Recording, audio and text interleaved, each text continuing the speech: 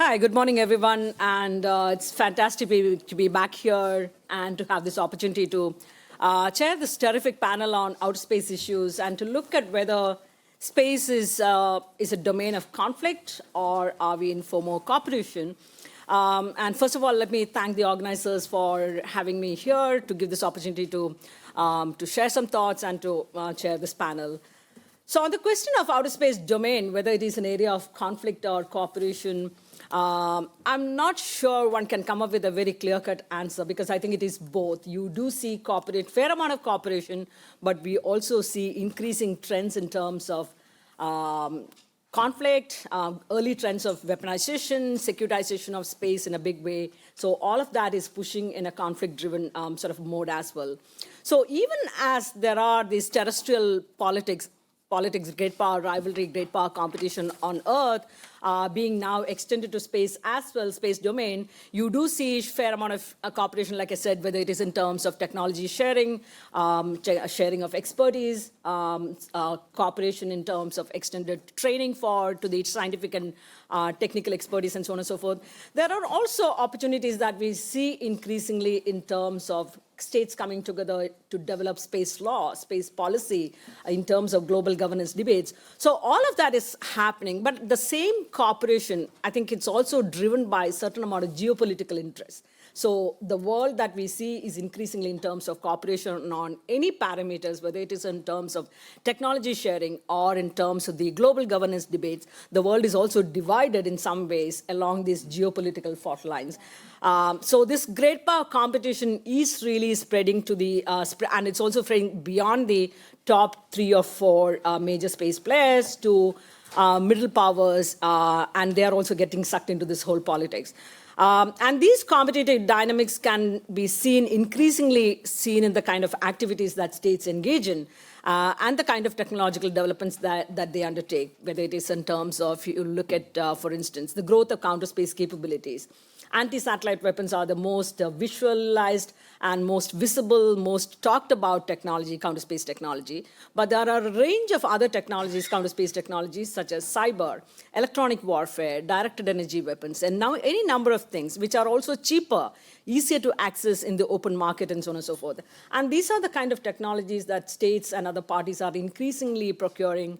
And again, some of these capabilities are not new. These technologies have been around in the past during the Cold War years between the USS and USSR, the kind of technology demonstration that happened during those years, we know it. But today, states are showing a greater willingness to develop, use them, and even deploy them. The number of cyber warfare in space, or using lasers for blinding a particular satellite. These instances have grown up in the last, grown manyfold in the last at least 10, 15 years now. So, and these are also a demonstration of how some of the norms that have prevailed for a number of decades are being broken. Norm to not test anti-satellite weapons. That was a norm that prevailed for more than 2 decades. It was not a legally binding mechanism, but that was something that prevailed as a good behavior to follow, a norm that prevailed for more than 2.5 decades. But that really, that norm was broken in 2007 when China conducted the first anti-satellite test. Norm to not interfere in each other's satellite operations. Again, something that prevailed for a very long time, but increasingly we see that being again broken over the last few years with the number of incidents involving interference in satellite operations. So we need to put a halt to some of these negative trends, worrying trends. Otherwise, our ability to use space in an uninterrupted fashion is not a guaranteed thing. And so we need some rules of the road. We need some new rules of the road because we do have certain number of treaties and agreements in place, but some of them have some loopholes, certain ambiguities, and we need to address them through some new measures. And there have been several efforts, and we are going to be discussing all of that. To take us through all of these important issues and questions, I have a fantastic panel, and I'll call upon them in the same order as given in the agenda. So first, let me invite Karen Claes, who's Special Envoy for Space at the European External Action Service, Brussels since 2019. And she was just telling us that this is going to be her last week and possibly one of her last events.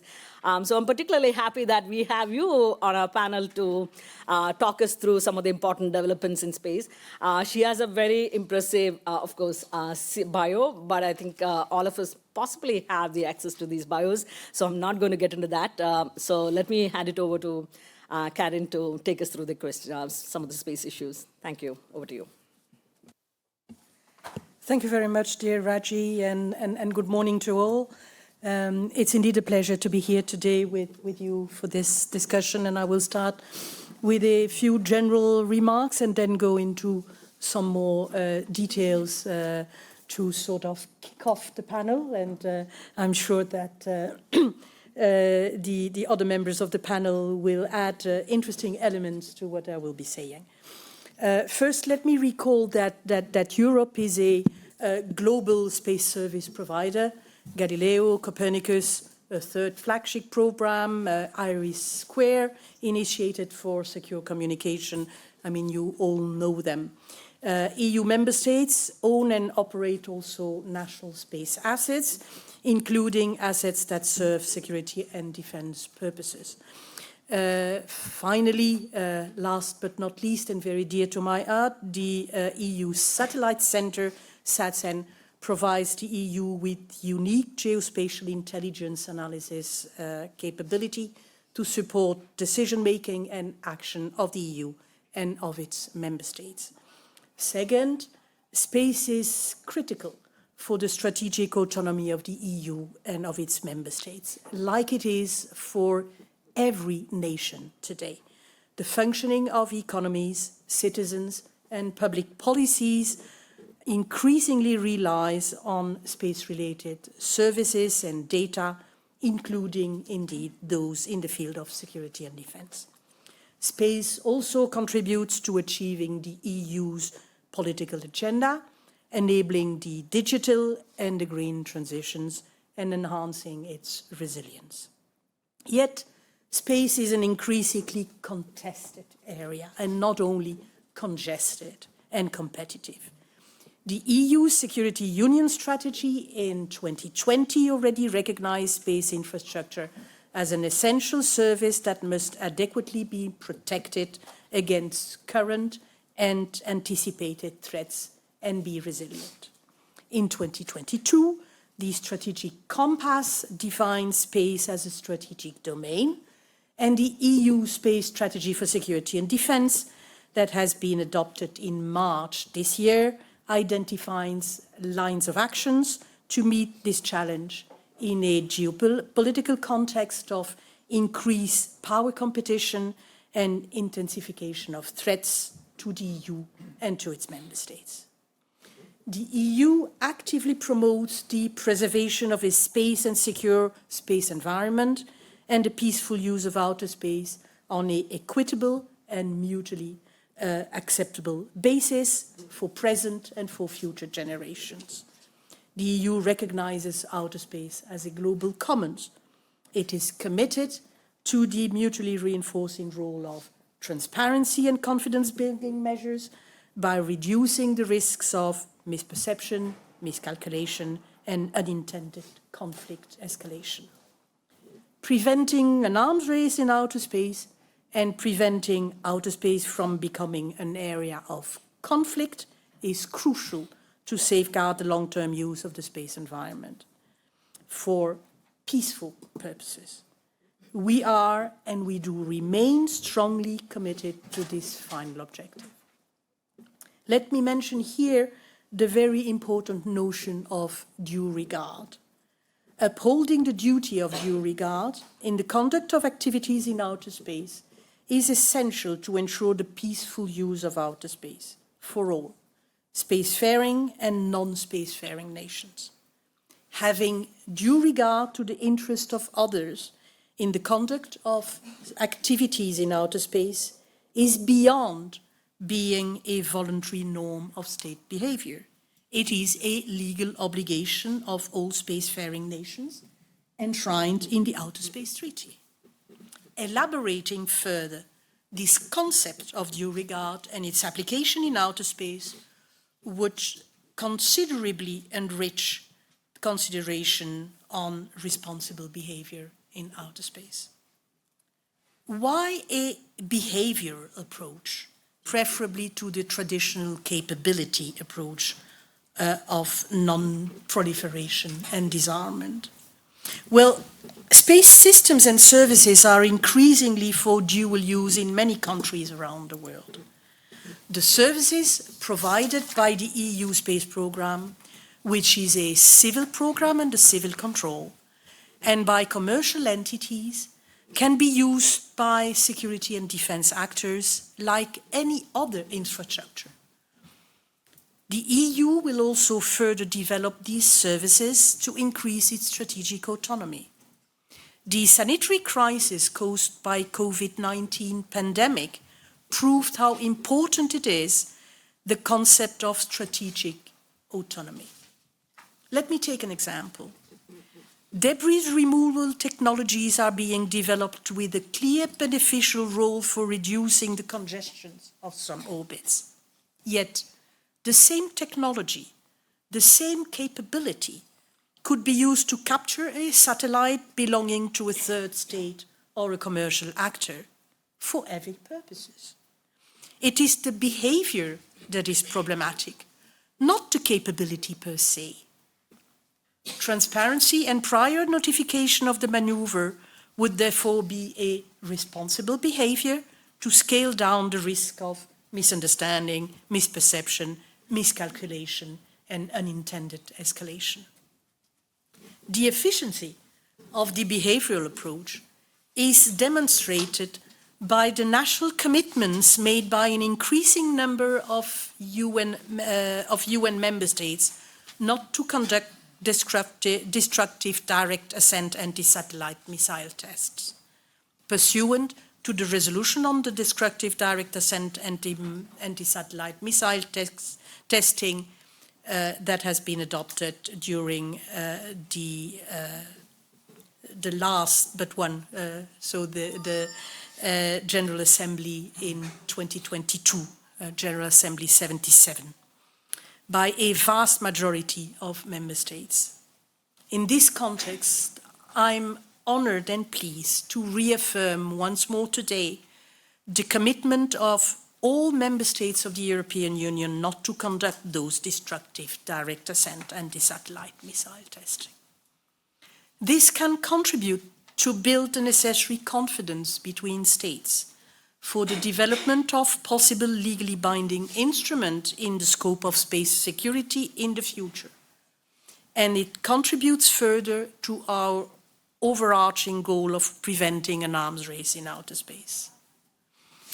Although enabled by the obstructive attitude of mainly one state to reach a consensual, conclusive outcome last August, the OEWG on reducing space threats through norms, rules, and principles of responsible behavior has shown noteworthy results in enhancing mutual understanding, including between competitors. Considering the potential of geopolitical tensions in outer space and increasing concerns about space debris, international efforts and discussions are underway to establish norms of responsible behavior, to prevent conflicts, and to promote the sustainable use of outer space. Taking into account that historically, many legally binding instruments on outer space and other domains drew from previously non-legally binding commitments and principles, or through the adoption of different resolutions in the UN framework, I'm reasonably optimistic that an approach based on behaviors and on norms for building trust, sharing information, and fostering cooperation can rely an increasing number of states, and that this most practical and immediate measure can lead to future internationally legally binding instruments. this is the message I want to convey to my successor as Special Envoy for Space and to you all today in this panel. Thank you very much, Raj. Thank you.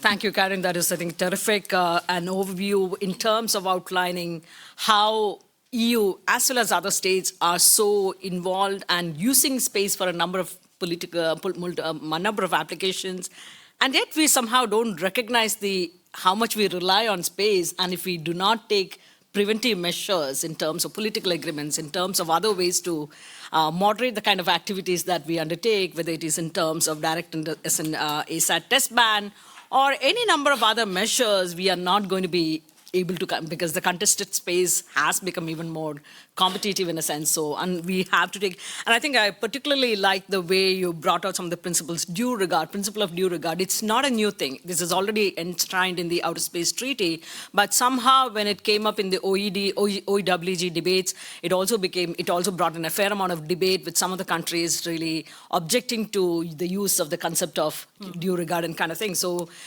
we seem to have an uphill task in terms of bringing some sort of a consensus among all the major players and others in terms of, even defining some of the commonsensical principles of norms of responsible behavior.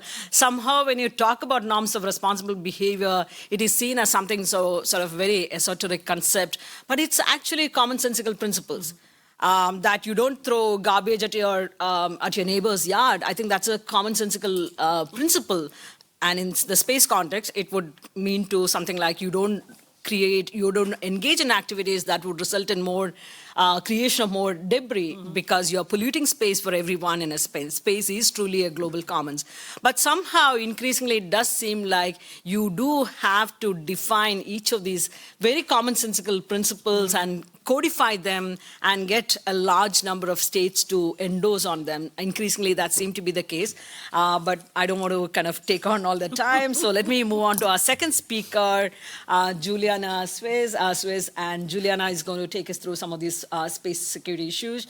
She's at the Royal United Service Institute in London. She does a fantastic podcast on war in space, right? Yeah, exactly. So over to you, Juliana. Thank you so much, Raji, and thanks also for the little plug of the podcast, something for everyone to consider, obviously, on your way home. No, thank you so much for the invitation. It's great to speak on such a fantastic panel, be reunited with old space friends, meet new space friends, and obviously also to have such a big audience. I realize we have some tough competition this morning with chemical weapons and AI, so really appreciate the big turnout. Now, when we're talking about space and arms control, I think there's two concepts that get thrown around a lot, and I think they're sometimes used interchangeably when they shouldn't be. And that's the militarization of space and the weaponization of space. I don't think we can be under any illusions that the militarization of space hasn't already happened, because we entered space for military reasons. You can go really far back. You can read documents from way back in the 40s, when actually in the White House it was discussed, why don't we put stuff in space to help us sort of fight wars? And actually, the first satellite in space, Sputnik, was also launched for military reasons. Sure, it only beeped, and that's all it could do until it burnt up again in the atmosphere. But it was sending a signal, right? It was sending a signal of here's what we can do, but also if we can shoot something up into space, it means that our rockets could also reach the United States if we wanted to. So space has always been militarized, and the reason to go into space was for military reasons. But that is entirely different from the weaponization of space, and that is the placement of weapons into space. And that's what we want to prevent. Now, I think the obvious question is, hasn't that already been sorted? Haven't we looked into this already? Obviously, we've discussed this time and time again. And actually, the first sort of binding documents that was signed, but also sadly, the sort of only one we've signed is the 1967 Outer Space Treaty. And that does mention weapons. It also says, please use space for peaceful purposes, but that is quite broad and can obviously be interpreted as states wish. But when it comes to weapons, it really only says no weapons of mass destruction. It doesn't mention conventional weapons at all, right? So that does leave quite a lot of wiggle room, if you like, for any other type of weapon. And what we've seen since then, there has obviously been sort of further dynamics we've seen play out. But really what's happened is that we've really seen the world sort of divide among the fault lines that we're also seeing geopolitically. Those same lines have sort of crystallized when it comes to arms control in space. On one hand, we've seen Russia and China put forward a proposal to the United Nations called the No First Placement of Weapons in Outer Space. We call it the PPWT, and they put this forward in 2008. It's basically meant to be a top-down arms control-like treaty that says, let's just all agree to not put weapons in space. Now, this was back in 2008. You might say, why wasn't that signed? Well, there were a couple of issues with it. So number one, where's the verification? How do I know that what you've put into space is not a weapon? Right? Are there any verification processes? Well, the treaty didn't mention any. But also, crucially, Russia and China have both launched direct ascent anti-satellite weapons, which are obviously technically start from the ground. So the US's criticism of this treaty was, well, but does it actually cover the weapons that sort of start from Earth to hit a satellite in space? That's another criticism. And then on the other side, we have the West, in this case spearheaded by the UK back in 2020, and that's around responsible behaviours. And that's something that we've already discussed, right? This is a behaviour-based approach. This is much better suited to the dual-use nature of space, right? Because we're talking about behaviours, we're talking about how close are you allowed to sort of come near another satellite, debris creation, etc. So on one hand, we've got this top-down arms control-like treaty. On the other hand, we've got this bottom-up approach that says, let's create trust and let's create cooperation on space. Now, the open-ended working group did sort of finalise its proceedings this year. There were some successes, and as Karine mentioned, there were noteworthy results. And I think the only sort of tidbit of hope that I take away from reading the proceedings is that there was generally a lot of consensus on this is something we need to do. This is something we need to work on. And I think the OEWG could have been a real success if Russia hadn't basically tried to manipulate the process. Basically, I don't think Russia has any interest in pushing this through. We've seen that, if you read the transcript, it's incredibly frustrating to read because at every moment, Russia pushes back on the proceedings entirely to say, it's an open-ended working group, so obviously organizations such as the International Red Cross were there, but Russia says, they shouldn't be here, and as long as they're in the room, we can't possibly discuss this because this has nothing to do with them. So continuously pushing back on procedural issues rather than actually discussing the content, to the point that the US said, you don't actually want to have a substantive discussion, you just want to, completely get rid of the process, which I would agree with. Because ultimately, Russia was the first space actor, yes, but they're also a massively declining space power.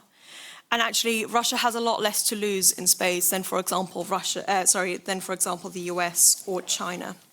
And I think it's going to make more and more use of asymmetric tactics in space, which includes the disruption, the denial of services in space as well. There's a lot less dependency militarily as well. So even though Russia obviously has systems like GLONASS, they have satellite communication systems, remote sensing capabilities, but they're not as reliant on them as, for example, the US is. And they've recognized this in their military doctrine, which says, quite frankly, the US is dependent on space, and that's a vulnerability of theirs. Now, it's quite interesting. Obviously, China has backed Russia on a lot of these proceedings, on a lot of the criticisms that have been mentioned by Russia. Ultimately, those two states can always say, well, in 2008, we gave you the perfect solution, and you didn't want to sign it, so really, ball's in your court, right? That's what's happening diplomatically. I think China's an interesting player in this because China also now has a lot to lose in space. So they don't want to see kinetic attacks in space, really, because they're really dependent on space as well. They're a much bigger player. They have their own space station. There really is a lot that China is doing in space, that is still planning to do in space. So I don't think debris creation is something that they want to see more of. Now, that's all very pessimistic. What's happening now? Well, the process isn't fully finished, and actually the UN has just said that there's going to be two more sort of parallel efforts on this. One on responsible behaviours, which will run again 2025 and 2026. Those voted against included Russia and China, but there will also be a working group on the no first placement in space. That had a lot more states voting against it. I think nearly 50 voted against it. But that will run in 2024 till 2028. So obviously, I think what we might be seeing is a sort of split effort that really only, hardens these lines that we've seen already. So it's a really difficult, sort of effort to pursue. I think, quite frankly, given the current geopolitical climate, it's going to be incredibly difficult no matter what you do. So my sort of, because I don't want to end this on such a pessimistic note, so and I think we've been going down that route. But I think what we're going to have to see more of is the sort of smaller lines of effort, such as that were led by the US with the moratorium on kinetic DA ASAT tests. That's testing. That has obviously now been signed by a lot of states. It keeps gaining signatories. I think every single EU member state has also signed this as well. So I think it's going to take these sort of smaller coalitions that then widen out. And I think, for example, initiatives such as the Artemis Accords led by the US is also going to sort of garner this kind of cooperation and trust building in space that we're going to need to take this forward. And then maybe in a couple of years, thinking 10 plus years down the line, we can pick this up again. But I don't see any immediate hope for sort of signing those kind of treaties in the near future. Hey, thank you, Juliana. Another important set of issues that you brought out, one is, of course, the trend, the differentiation between militarization and weaponization. Often we get confused, but I think there are two distinct stuff we are talking about. And militarization is something that has happened over the years, and most countries around the world, them being advanced militaries, using space for a number of passive military applications, what they call it, passive ISR functions and so on and so forth. So that's come to be accepted by almost every major spacefaring power. But weaponization is something that needs to be prevented.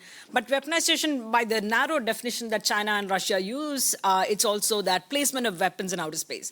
I would think that no country in their saner minds would want to place weapons in outer space per se, but you can use a number of other ways to target assets in outer space, like the kinetic ASAT tests. You can use ground-based missiles to target assets in outer space, and that is a bigger danger, and that is not really spoken about even in the PPWT, the Russia-China draft treaty that has been floating around since 2008. A new version of it came out in 2014, but even the newer version has not really dealt with many of the concerns and criticism that the treaty has brought on. So even though it's a draft treaty mechanism, even those countries that are, especially from the global south, developing world, who have generally supported legally binding measures, have not really rallied their support for PPWT. And I think that comes from the fact that, one, ASATs are not really mandated, covered under the PPWT, and that's a huge lacuna for a number of countries.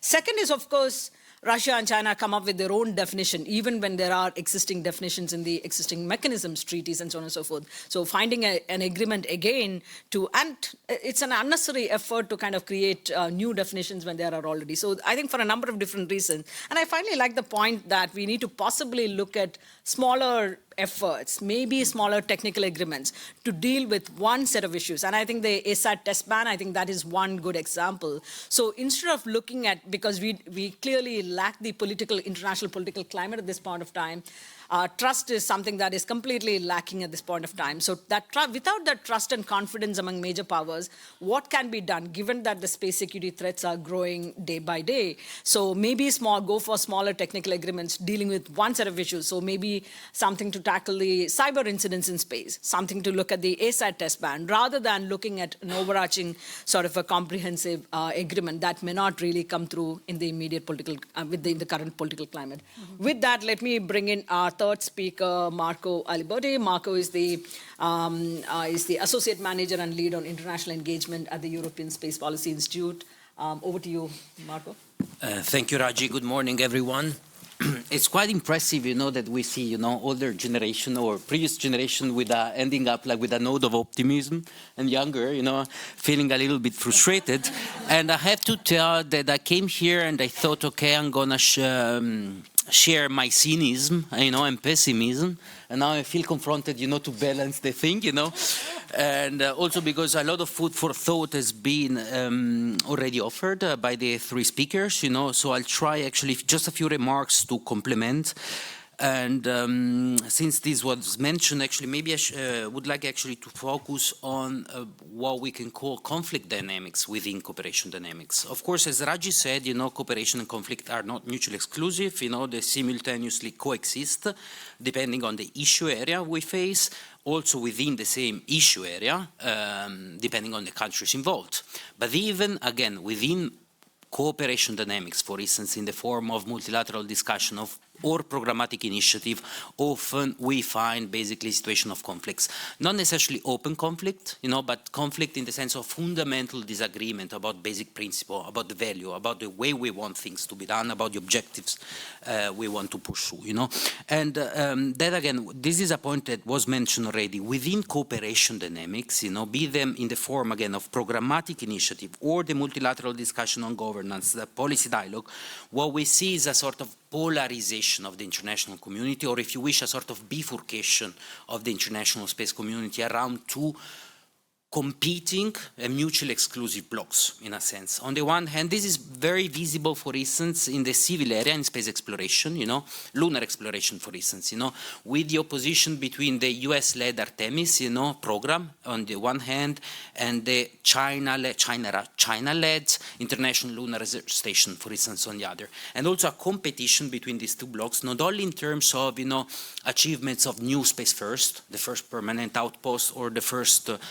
woman on the moon and so on and so forth, but also with regard to the role of dispenser of international cooperations. So the opening of the International Lunar Research Station, for instance, to the international space community clearly indeed mirrors the partnership the US is building, through its Artemis Accords, and clearly pinpoints, this inherent competition for winning partners, in the respective endeavors. And equally interesting, in my view, is that both the US and China, Russia, have also started, to instrumentalize this programmatic cooperation by linking it, to the acceptance of third parties or third countries' participation in their respective, undertaking. So basically, you want to participate, you share the normative vision, that I have for space, in this case, lunar exploration. This is very visible in the Artemis.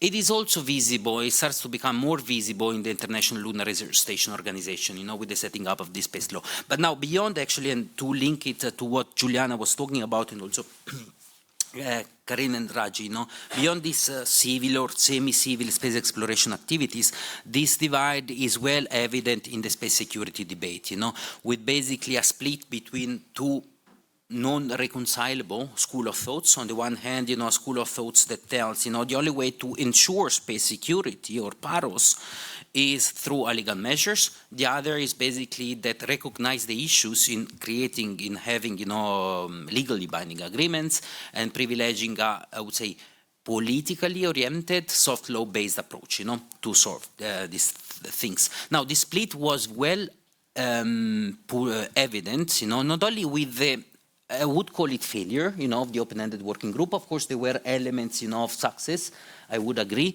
and possibly also not only in the failure of the open-ended working group last August, September, but also in my view in the likely failure of the current GGE, so the group of governmental experts, that follows the GGE of 2018-19.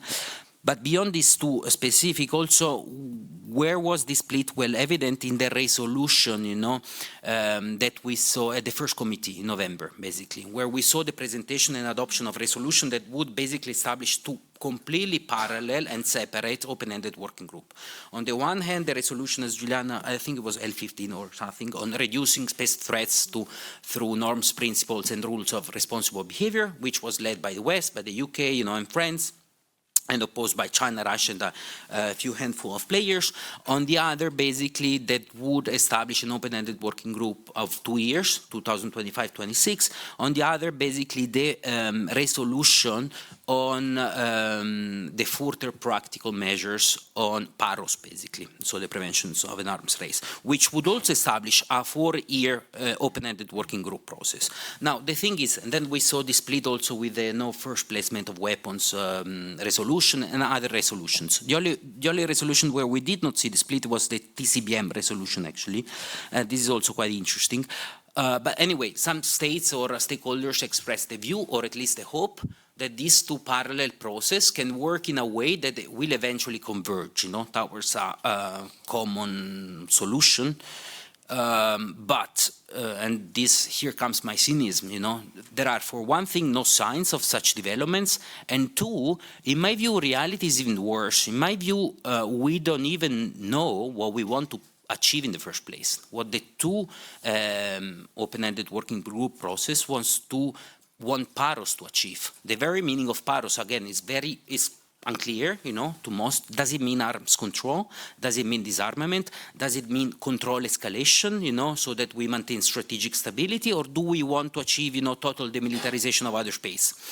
It is, of course, clear to everyone that outlawing, all military uses of space is impossible, is a non-starter, to say with Bowen, given the dual use of the nature of all space technologies. It is also clear that banning, specific technology, it is also extremely hard, How would you outlaw, I don't know, RPO technology, because you can conduct RPO activities, but it's the same technology that would be used, for remediating debris, so removing debris, so very tough. And this is why, as the previous speaker said, a behavior-based approach was found to be more appropriate, by, I would say, the vast majority of the space community, at least 80% of the space community. It is true, and I'll be, again, I'll try to be quick here, it is true that also a behavior-based approach has its limits, not the least, because identifying what is responsible or what is irresponsible contains elements of subjectivities. And this is basically to echo the position, for instance, of India,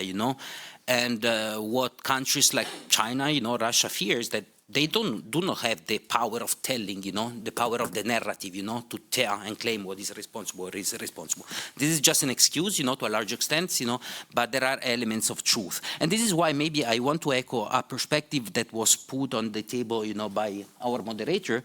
Maybe a consequence-based approach actually could work even better than a behavior-based approach, As a matter of fact, what we have seen, in many efforts to restrict dual-use capabilities, that restriction based on purpose or effects, tend to be more effective than technical definition per se, rather than the technical definition trying to define what is a weapon, et cetera, et cetera.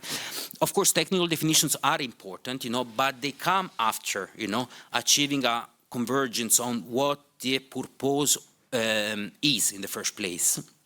And of course, we cannot achieve, technical definition if we do not share the purpose. And as I said, we still do not have a convergence on what is the fundamental objective that we want to achieve. Some countries go one direction, some other go another.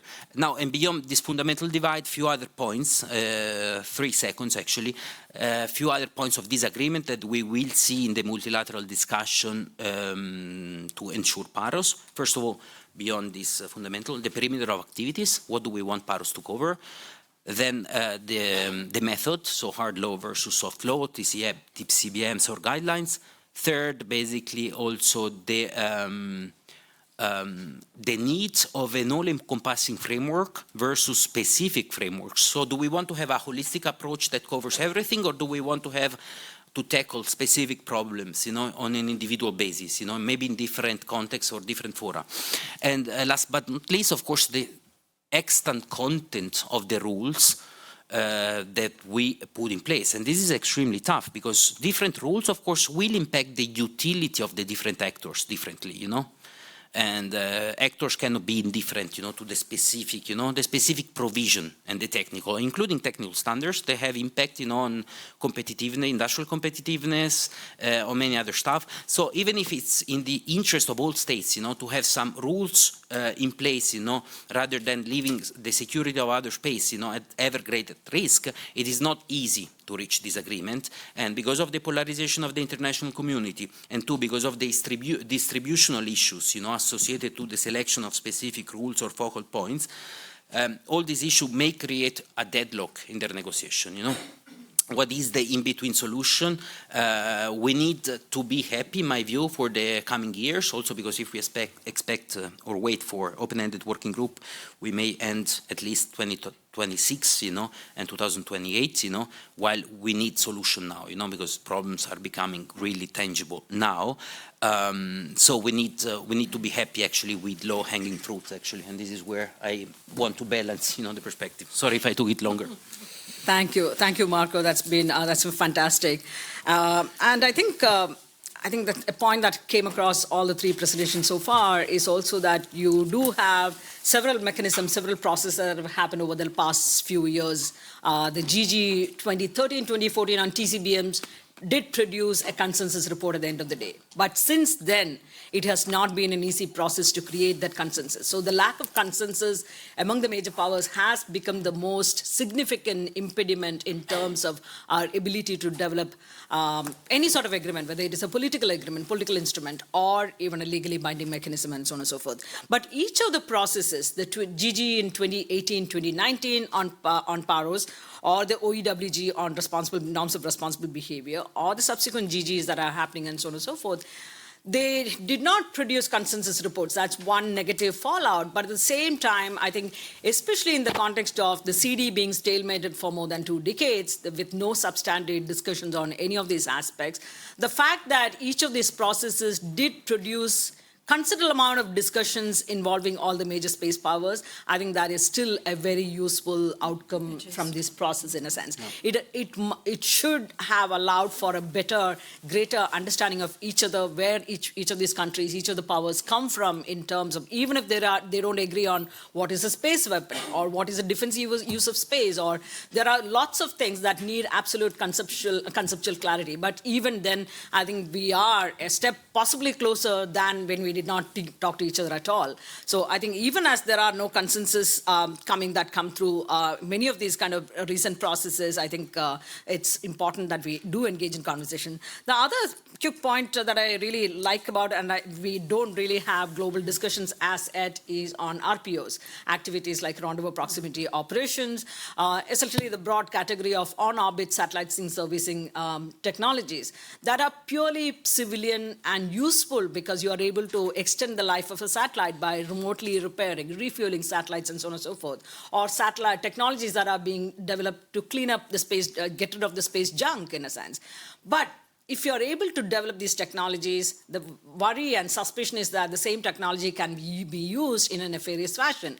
And even for that matter, given the kind of contentious nature of things where we are today and the great power rivalry, major power rivalry, even natural occurrences like solar flares that create disturbances and so on and so forth, that could be construed as an intentional attack on somebody's satellites and so on and so forth. So I think we are in a pretty bad place, but again, we need to see how and where we go from here.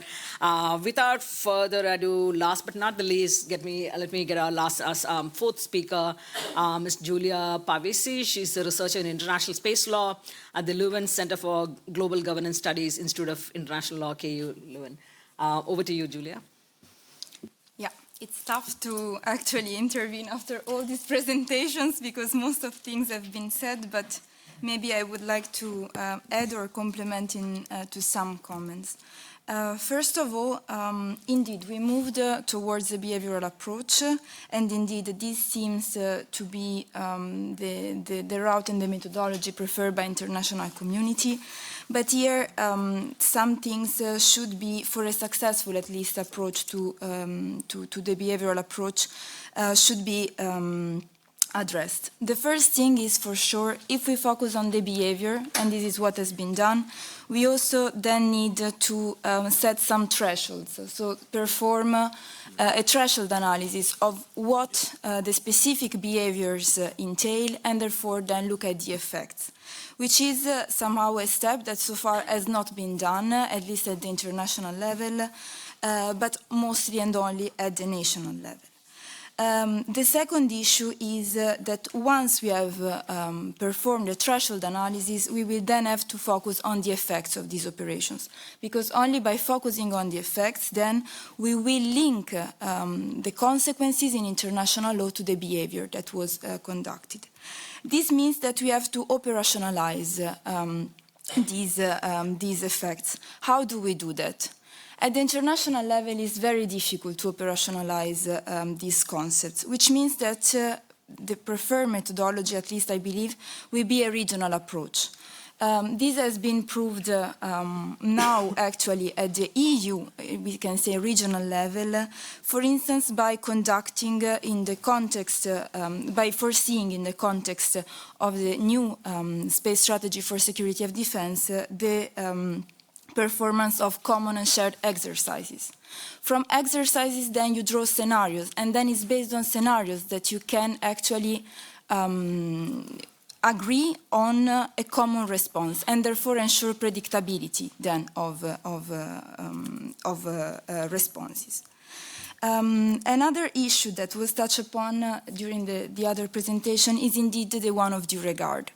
Due regard has very often been linked also in international law to due diligence, rightfully so, but not necessarily rightfully so, in the sense that when we speak about due regard, it means that we also have to link to it a standard of conduct.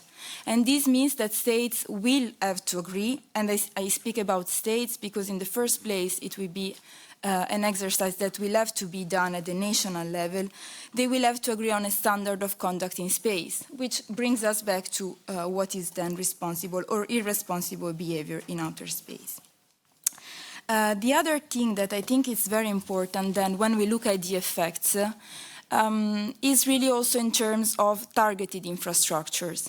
And a rising actually discussion that we are also having in the space community is that of identifying some space assets as critical infrastructures or critical for the good performance of other strategic services for society.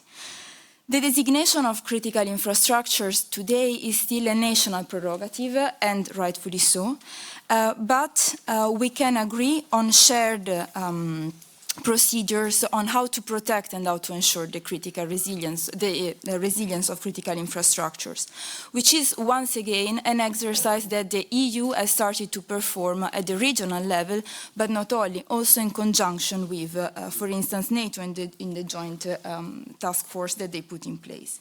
So a second element is then to not necessarily, and this also brings us to the question whether multilateral fora are still the right instruments to address space security, is how we could change also our approach to space security in international cooperation.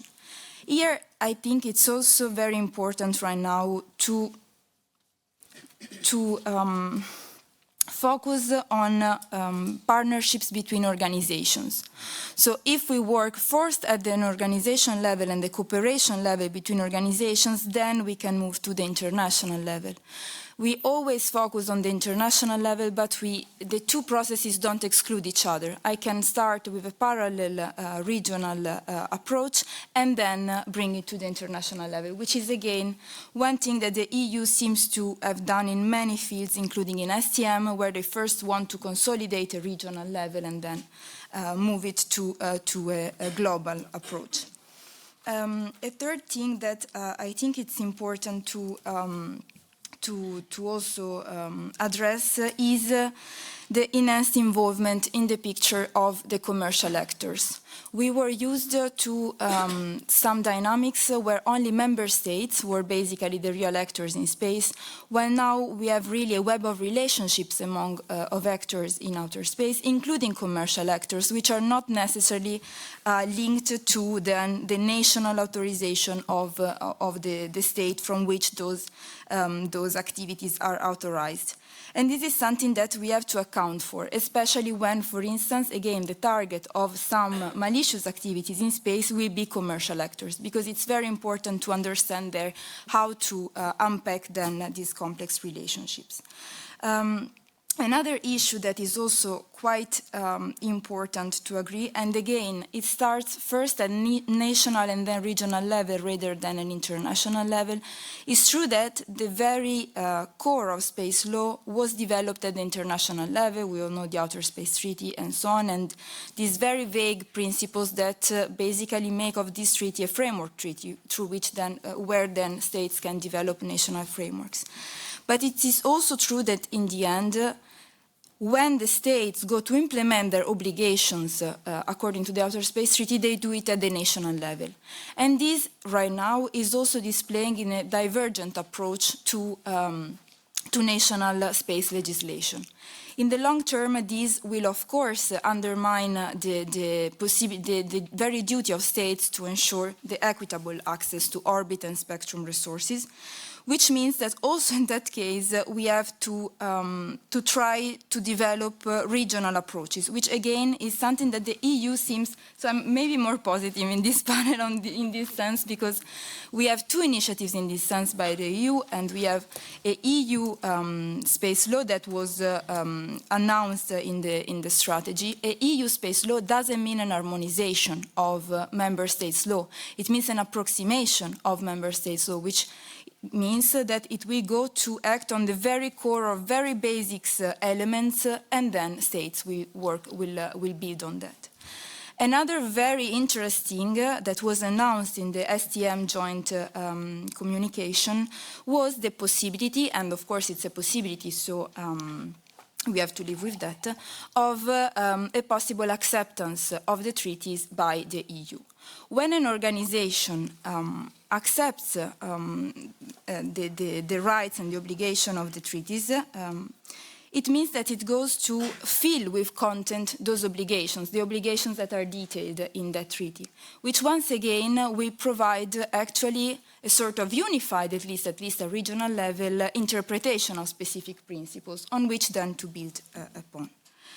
The last thing then is also the issue of the involvement of the private sector in space security products. Because right now, more and more states, of course, are developing the concept of SDA, Space Domain Awareness, where more and more commercial actors indeed have already started to provide, to a certain extent, services or data or information.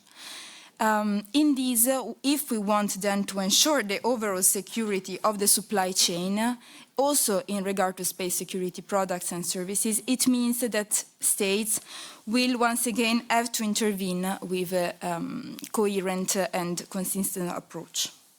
And I think, for now, I think we can stop here. Thank you, Julia. That was again terrific. Giving a due sort of an attention to the behavior-based approach, again, something that has repeatedly come up in all of the presentations.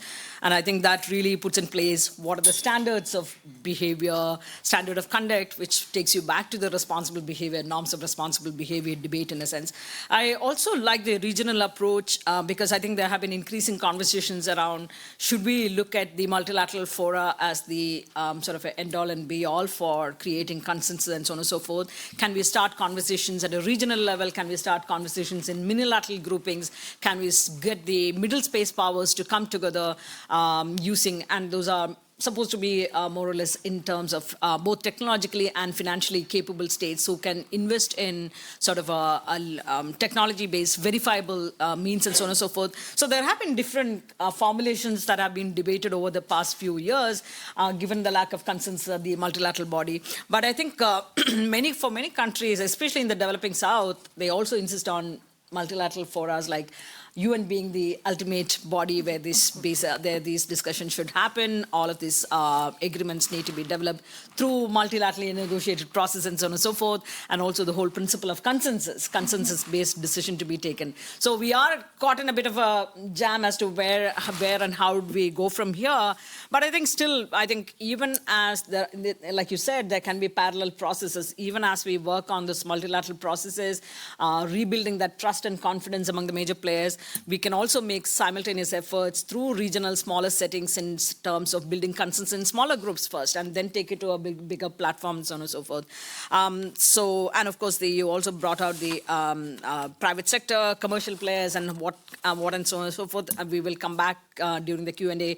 I want the audience also to start interacting with the panelists. I would come back to you with after a quick round of questions with the, I think this has been a terrific conversation that all of the terrific points all of them have brought out. So one is, of course, the competition going beyond the major powers to middle space players and so on and so forth. The norms are repeatedly being broken, whether it is the ASAT tests being one case, but also the norm to not interfere in each of the satellite operations. All of that, it's kind of breaking the norms, and it is a slippery slope. Slippery slope because if one state finds it easy to kind of justify that I need to develop this capability, cyber capability to do whatever, others are going to easily justify that as well, saying that this is needed from my national security point of view. So there are more countries that are going to go down that path in a sense. Second is a slippery slope because the norms that you have actually made it work for a while. Once it is broken, it is even harder to get back on that norm principle, adherence to that particular principle, that norm. So it is a slippery slope for a number of different reasons. So where are we going in terms of when you look at the whole range of activities that we have talked about here? Where do you see us going forward? Are we moving towards a day without space? Because I think we somehow just don't think about it as to how dependent we are on space, and a day without space can be really terrifying. But what is the kind of scenario that you see playing out? What are the kind of escalation dynamics that you see coming into play? So far, states have not really responded to any sort of interferences because most of the attacks so far have been on weather satellites, but not communication satellite and so on and so forth. So there have not been responses in a sense. But what are the kind of scenarios that you see when you think about the space security in the next decade or so? What are the kind of scenarios that you see playing out? Let me start with you, Karin. Thank you, Raji, and thank you for the summary and additional information you've given after each intervention. I think it was very useful also in putting into those intervention into the context. Why am I reasonably optimistic?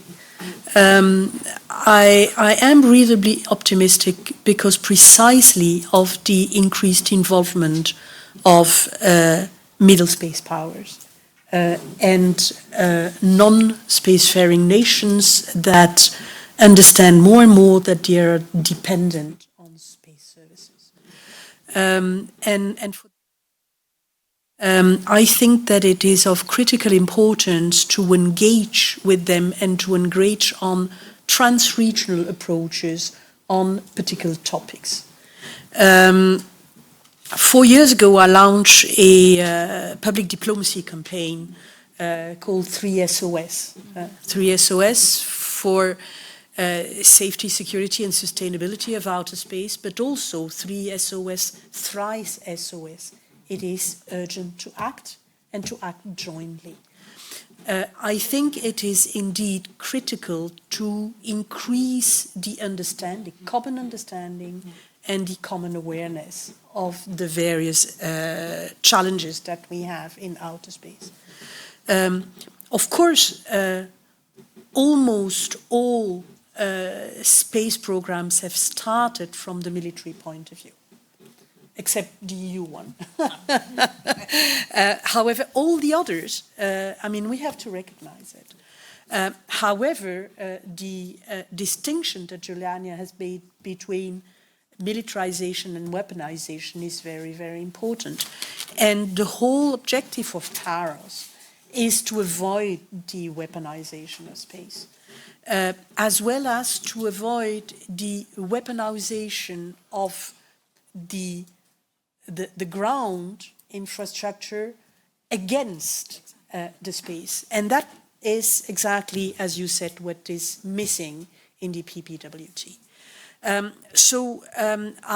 I hope that the EU will be able to put more resources in the 3SOS campaign in order to increase the awareness and the common understanding.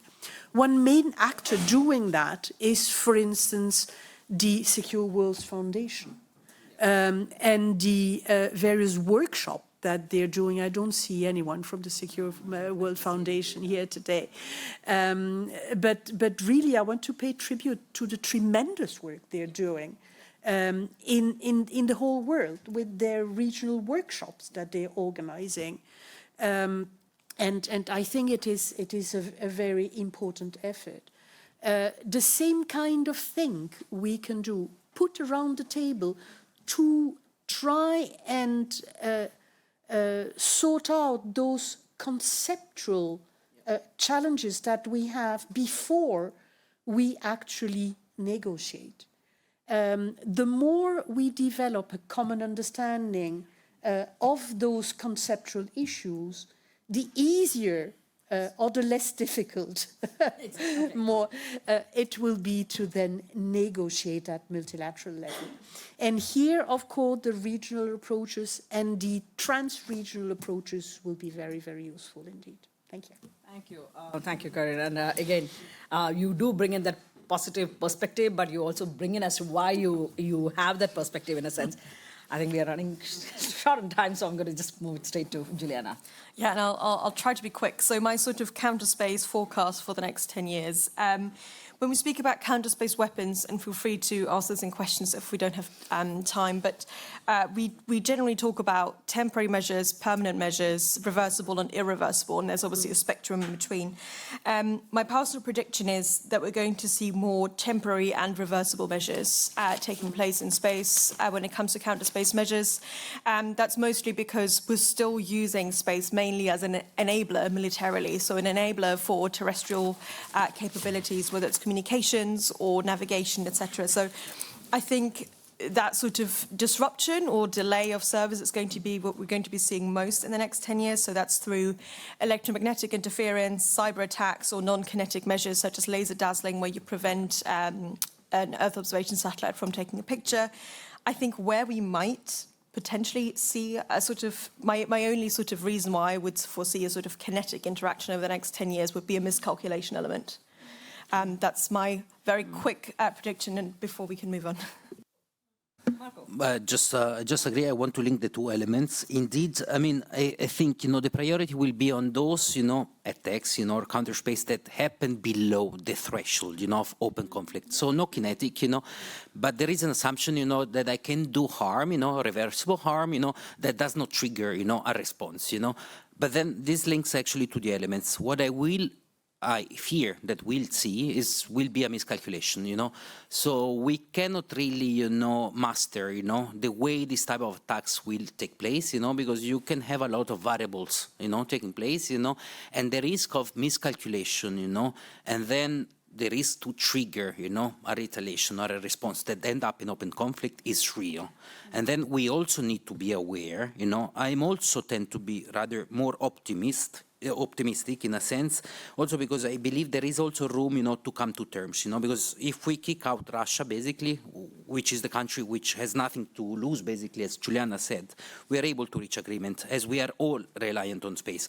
But we need to be and make everyone aware that in the worst case scenario is real, and we really risk losing access to our very ability to access space, and this risk cannot be taken for granted. I mean, it's there, So there is a direct correlation actually between, the miscalculation, and our lost ability to access space.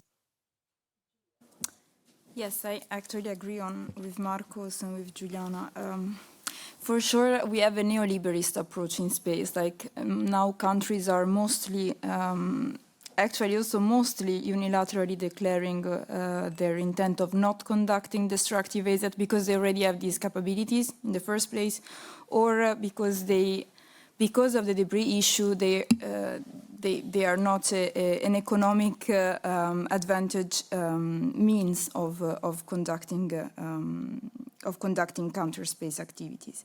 So for sure, we will actually now mostly assist to a development of non-kinetic, non-physical, and reversible operations. I 100% agree on that. This means that it's in the next years, it will become a necessity, and really with a very pragmatic approach, it will become a necessity to set thresholds. Because, of course, under the threshold, you legitimize this kind of operations somehow. But under the threshold, you can also try to develop some means to ensure the redundancy and resilience of these infrastructures. So you can still develop some mitigation measures to address this kind of behaviors. So in the long term, I think we will mostly focus on that, actually. Thank you, and I think we'll now take it to the floor. Okay, first is a lady on in the third row, and I'll come back to you. My name is Marina Kostić-Rulić. I'm from the Professional Association of Security Sector from Belgrade. I apologize in advance if I maybe didn't hear that, but I think you didn't mention the role of the private companies, and I think it's very, very important to at least mention and to consider it, because I see as the main trend actually in the next 10 years the development and more competition between private actors. And space and X, and I think that will be a real problem. And in connection to that, do you think that these private companies and their assets in space can be used for the military purposes?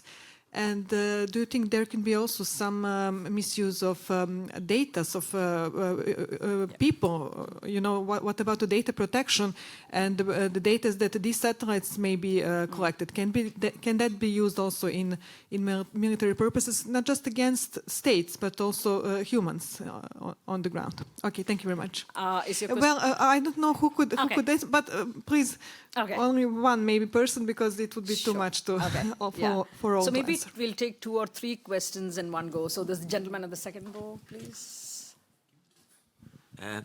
Carlo Trezza from Italy. I would like to make a short, pessimistic remark. The first Sputnik was launched in 1957. 10 years later, we already had a treaty legally binding, disciplining in most of space activities. Since then, we have not seen anything, and this is, I think, very disappointing. But my main question goes to Madame Karine Claes. Sorry that you're leaving, because your experience is enormous. You mentioned this EU policy, unilateral, not to test, launch anti-missile. Could you elaborate on that? Because I think it is a very meaningful engagement, where in what text it is enshrined. And also recall that I think it was 2010 when the European Union launched a code of conduct on space activities, which unfortunately was unsuccessful, but still a major initiative, let's say, in this field where not much seemed to be taking place. And finally, the question of debris, maybe to someone else. I would be very cautious in promoting these debris removal technologies, because I believe that they are one of the main impediments to the development of anti-satellite weapons. Thank you.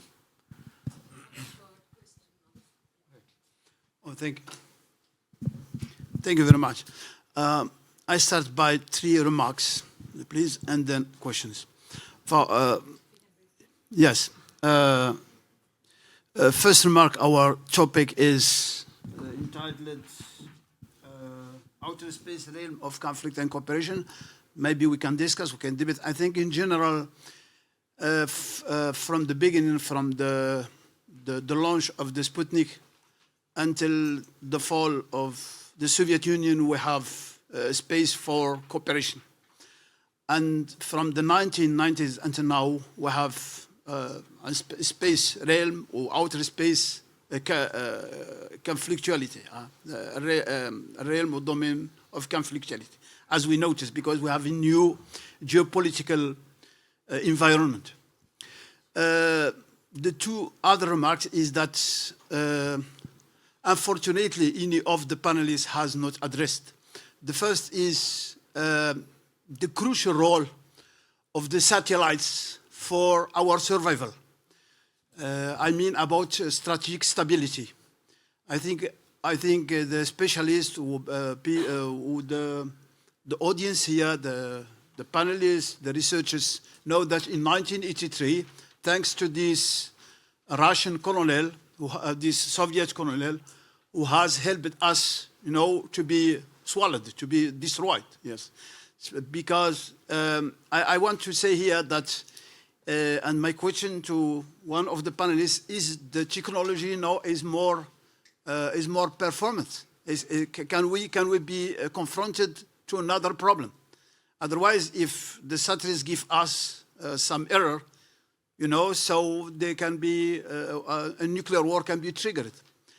And the last remark is that unfortunately, any of the panelists don't address a very important theme in this area space, because there is a shift, there is a dynamic shift. I mean, for the countries of the Sahel, when the extremist Islamic groups are unfolding there, to monitor them, you have some countries like Nigeria who have launched, who have put in orbit some satellite. Of course, officially, they say that it's for weather, weather monitoring, but in fact, it's to control, So my question to Karine, what has done the European Union to help people in the Sahel after sending troops fielding in the area? And now a question to Julia Pavisi. She had spoken about militarization and weaponization. Okay? Weaponization and militarization. Yes. Yeah. Huh? Yeah. Please, the experts and scholars have said that there is a real dynamic shift in the production of weapons, because before the 2000s, or maybe before until the beginning of the 1980s, if you can come straight to the question, please. Yes, I will sum up. Yes, they were producing armaments according to which war in the field. Okay, but from this time, from the 90s, maybe, I think, now the production of the armaments, they are made according to space. So there is a priority to the space. So that's the space who is crucial for winning any war. And we can notice that in Ukraine. Thank you very much. I think we got the point. Thank you. Okay, let me start with you, and maybe just very quickly, if we can respond, we'll have one more very quick round of questions and then finish. Karine, over to you. Thank you, Raji.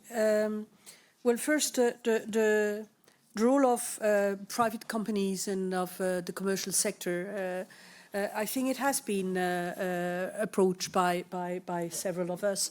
Yes, it is. They are important stakeholders for the moment. Now, they are also partially controlled by the launching state and by the state where they are settled, because they need a license in order to be able to operate. So the negotiation of the international legal framework still does happen between states, and I think that will continue. However, in open-ended working groups, the West, at least, asks them to be present and to be able to contribute. We still have some issues with our favorite competitor denying that possibility, of course. On the EU policy not to conduct any tests, I'd like to clarify, it is not an EU policy. The EU does not have any competence on that and so cannot commit to that kind of thing. It is a commitment that has been taken by all member states of the European Union, and that they have allowed us as EU institution to voice and to repeat. So it is in various of our statements and contributions to the UN process, and it has been stated by some member states. So that is a way of clarification. On the ICOC, the International Code of Conduct, indeed, quite a lot of the principles of the ICOC are still very, very valid. And I think that it is useful to take them on and to continue defending them. Now I have to recognize that the way we have put that on the table as a final product, not to be touched, but to be accepted or refused, that obviously was kind of a tactical error and led to the failure. So now we're trying to learn out of our errors, and for that reason, for instance, the 3SOS public diplomacy campaign to gain support from everyone, the academia, think tanks, industry, policymakers, and everyone, so that on this fertile soil, the seeds of various diplomatic initiatives can work. Thank you. Thank you. Juliana? I'll try to wrap sort of my answers into one, because I think there are some overlapping sort of topics here. Talking about the role of private companies, I mean, we've obviously seen this sort of shift since the 90s, where it became just a lot cheaper to launch into space, primarily as a result of us now using aluminium for satellites, which meant they became lighter. So the cost of launch has come down. We've seen sort of new space companies propping up. But I think what we are fundamentally forgetting at all times is that most of the growth still comes from states, right? So even though we've seen a sort of shift in the sense that investment into space companies is now sort of evening out between private and government funding, but the demand is primarily coming from states still. And actually that's where we can talk about Ukraine quite easily, because it fits quite neatly into this narrative. We've obviously seen the sort of use of commercial Earth observation capabilities. So a lot of satellite images have been used. But ultimately, these companies are now sort of diversifying their product, because they're primarily angling towards militaries, because they know that that's their primary customer base. So we've seen companies that, for example, do optical images now diversifying to also include SAR, so synthetic aperture radar, to be able to sort of present a finished intelligence product to militaries. But I think the problem that we're seeing is, even though the supply side is sort of diversifying, the demand side isn't necessarily, which is ultimately going to hinder growth on the supply side. Yeah, quickly. It's true we did not talk about the critical role of satellites or space in general. That was the starting point. We took it for granted, maybe, you know. That is why we are having this conversation, because we all recognize that space is a critical infrastructure, and this is why it must be protected. Again, on the importance and the advent of commercial space, I tend to agree a lot, actually, with Juliana, and of course, like with Karim before, you know, we should relativize the growth of new space actors. You know, they would not exist without public actors. You know, most of the money still come from 80% basically of the money, you know, come from institutional actors, you know. So the ratio is evident. It is true that they grew a lot, you know, and they are changing the equation, you know. So we have two elements of certainty. First of all, they increase the level of strategic interaction. And with that, you know, the chances that the interest of the actors will collide, you know, because the more strategic interaction you have, the more chances you have the two actors' interests will collide.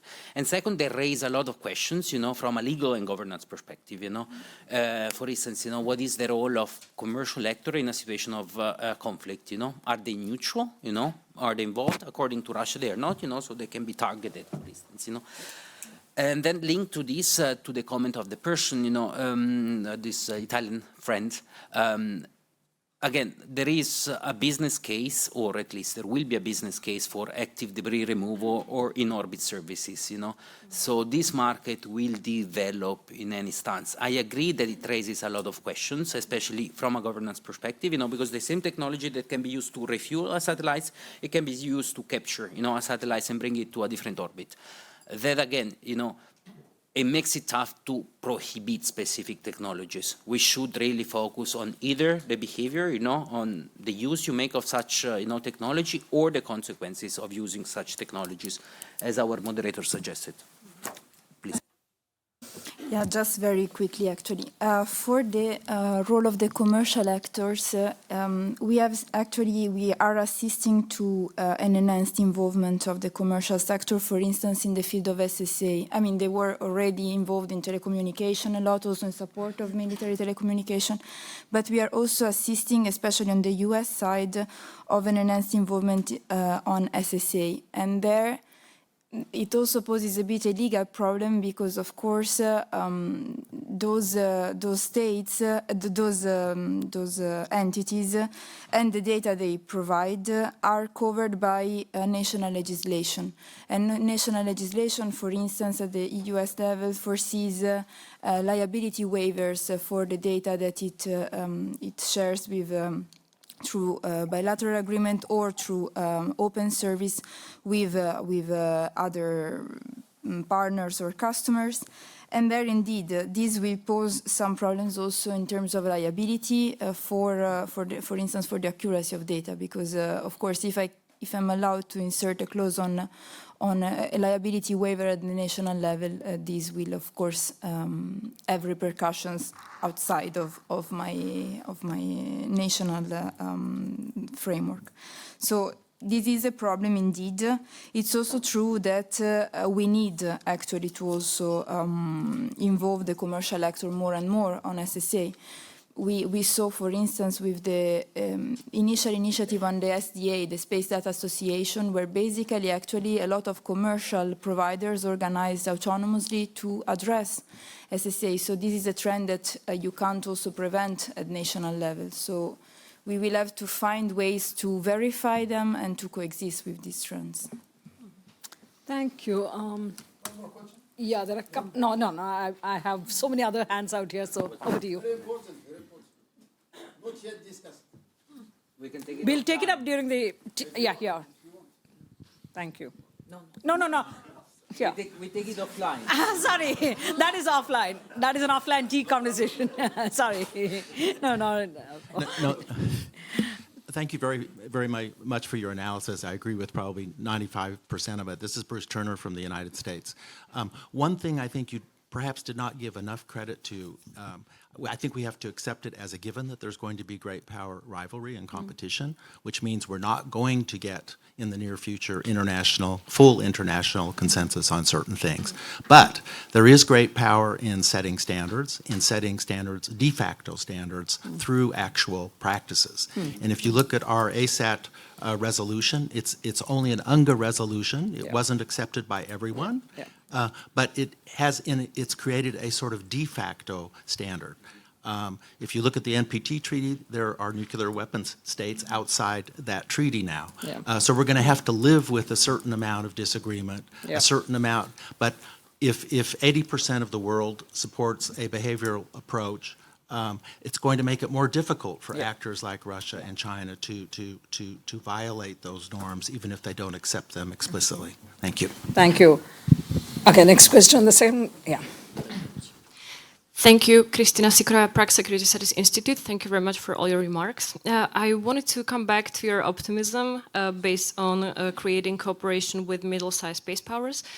And, well, my question would be, aren't we late to the party, taking into account that China and Russia have been trying to establish those for the past 10 years and more, of course, extensively, and not only with middle-sized space powers, but also even smaller countries in Africa now having military satellites. And, well, it's really hard to probably compete with interest-free or low-interest loans. So, A, aren't we late to the party? B, what can we do about it now? Thank you. I think we'll just take, I think there I saw one, yeah. Thank you. My name is Flavia. I'm working at the mission of Switzerland to NATO here in Brussels. And my question would go to anyone who feels equipped to answer it. Could you maybe tell us a bit more about the role of NATO within space, how its approach differs or has similarities to the one of the European Union? Thank you. Okay, we are going to take one last question, and some of the questions that we may not be able to answer, we will take it out during the Q&A coffee session. We will continue the conversation. But let me just take the question. Okay, final two questions. Hello, I'm Tawfiq Kim from Brussels School of Governance. I study military alliances, and my questions are about sort of activation conditions for alliance obligations. And NATO, for example, since 2021, I think counts armed attacks in space as a potential activation condition. And I think the EU is also, in terms of the Article 42.7, I think it's heading to that direction. And when it comes to armed attacks in space, it's a bit confusing to me because usually military alliances have geographic scopes and we talk about territory, but territory in space is very ambiguous. And I was wondering if any of you could talk about how you define that territory or how the space-wise condition for defense obligations are activated, and how the joint ownerships affect this, and for example, how commercial entities, when their space assets are attacked, do you count with the nationality of the owner or who's operating and so on? Thank you. Okay, the last question we will take, and then we will wrap up, but many of the responses will happen over the coffee session. Thank you, Reggie. My name is Hideshi Tokuchi. I'm from Research Institute for Peace and Security in Tokyo. Could anyone discuss North Korea's space capability and how to address that issue from a European point of view? There are 3 points. First of all, North Korea is already ICBM capable or approaching to that level. And secondly, North Korea is colluding with Russia in military technological terms. And thirdly, EU had diplomatic policy of critical engagement toward North Korea in the past, and I think still it is maintained, but should it be maintained in light of the more provocative North Korea? Okay, thank you for all the terrific questions. If you can take a minute each, we are going to overshoot the time, but I think if you can take a minute each to kind of respond to the questions, and the rest will happen over Q&A during the coffee sessions. Over to you, Karen. Thank you, and very quickly, I will not be able to answer to all questions.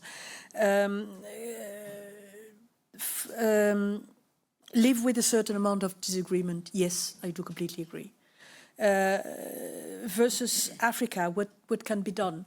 Well, I think that support to our industry and to underline what the EU industry can offer is an important element. Space is a tool like digital, and we can offer it in the framework of our partnership with those countries. And I think we should go that way. The role of NATO, yes, I do agree that indeed Article 5 has been explicitly underlined as a tool if there is an attack in outer space. The difference between the NATO and the EU is that NATO does not own any space capability of its own. It relies on the space capability of the allies, of which, of course, one has very big space capabilities. However, NATO does not have any on its own. It is not the same thing with the EU. The EU has space capability of its own, and therefore the possibility and the duty to protect those capabilities that it has, in addition to what the EU member state can do with their own capabilities. So this is an important element. Finally, DPRK. Yes, the last movements in DPRK are really worrying. In particular, the third attempt, and now successful, it seems, launch of a satellite that most probably has been done with Russian help, indeed. So we follow that with great attention, and we'll see how the evolution will be, and we are eager to discuss that with our partners in the region, Japan, South Korea, and others. Thank you. Thank you. Juliana, very quickly, if we can wrap it up. Yes, I'll try to be quick. Yeah, as has already been said, NATO is not going to own any of its own space assets, but it has sort of built coalitions around certain capabilities, such as satellite communications, as well as ISR, where it sort of built a digital constellation of several member states, but also private companies pitching in with their data. As already said, I think in the audience, it was mentioned that space also does fall under Article 5, or could potentially trigger consideration of Article 5. On the DPRK, really interesting stuff. I mean, they have put 2 satellites into orbit before. Neither of them were working, we think. They seem to be tumbling pretty soon after launch, so we don't think that they actually sent any data. But so this is not the first sort of satellite launch we've seen. I don't think it's pretty clear yet how well this satellite is working as well. We haven't seen whether it's sending data yet. I think obviously a worrying trend in terms of the collaboration that we're seeing. I think the extent to which the collaboration now has helped with this particular launch is still up for debate, because it's only been 2 months. So to what extent that collaboration has sort of yielded this launch, I think we're still going to figure out. And yeah, I will be by the coffee machine, so please do come by with further questions.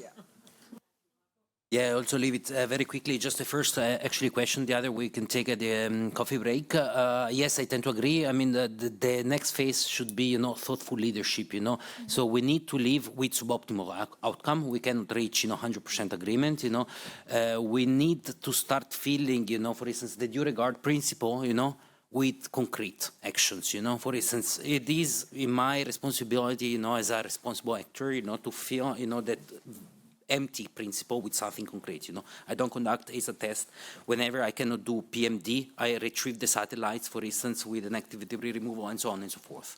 So I agree with that this is the only way to square the circle.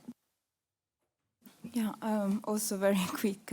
Maybe in relation to the first question is the issue of really leadership in space. And this is a concept that also the US put forward already many years ago. So basically to substantiate it by leading by example. So more and more states will actually embrace this trend, or actors or space powers.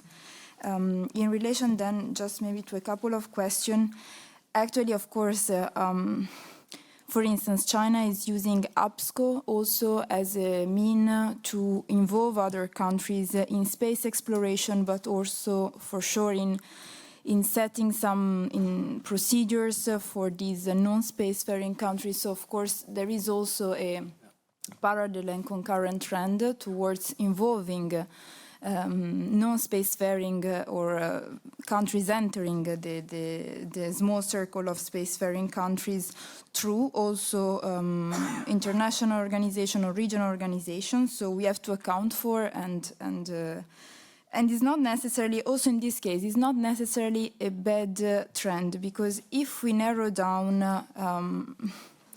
approaches to some macro approaches, then we can work with less elements of divergent approaches. If instead I have to work, of course, I have to work on consensus, but with every and each state, it will be, of course, much more difficult to reach agreement. So to unify actually visions and approaches in some macro areas could actually possibly result in a more effective approach. With NATO, indeed, NATO operationalized the space domain.